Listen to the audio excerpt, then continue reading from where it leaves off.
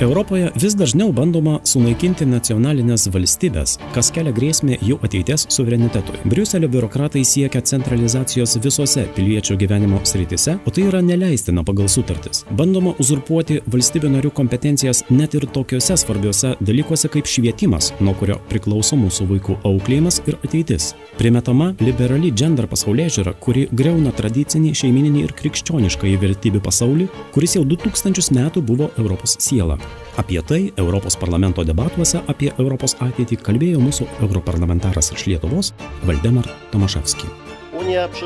Europos Sąjunga išgyvena vertybių krizę. Ir sakau tai visų pirma sąjungos institucijoms, kur nėra demokratijos plėtros ir laisvos politinės minties, nes atmetama didelės rinkėjų dalies valia, net iki 50%. Dvi pagrindinės jėgos šiame parlamente, Europos liaudies partija ir socialistai, nors ir teoriškai turi skirtingas programas, jau daugelį metų jungiasi kartu iš karto po rinkimo, siekdamos užkirsti kelią trečiajai jėgai. Socialistai žada socialinės programas, bet jų neįgyvendina.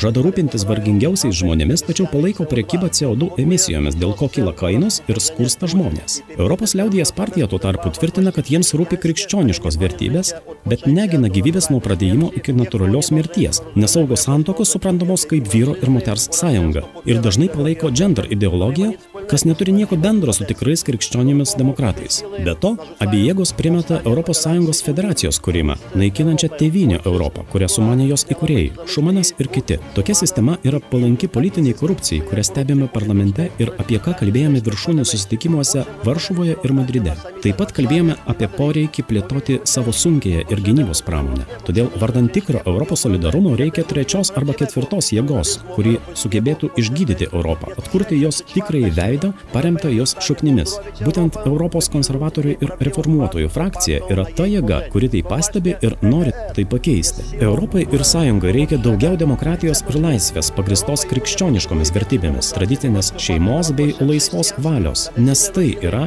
tikroji Europos siela. Dusza Europy.